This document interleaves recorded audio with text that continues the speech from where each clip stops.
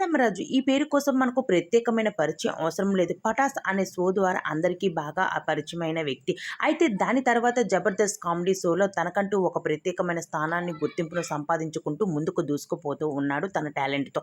అయితే యాదం రాజు లైఫ్‌లో స్టెల్లా అనే ఒక అమ్మాయి ఉండేది. అమ్మాయిని ప్రేమించి ఎంతో అంగరంగ వైభవంగా పెద్దల అంగీకారంతో వివాహం చేసుకున్నాడు యాదం రాజు. అయితే యాదం రాజు అలానే స్టెల్లా ఇద్దరు కూడా పేరెంట్స్‌గా ప్రమోట్ అయ్యామని, అలానే త్వరలోనే పన్నంటి బిడ్డకు జన్మనివ్వబోతున్నాము అంటూ చెప్పుకొచ్చారు ఈ గుడ్ న్యూస్‌ని.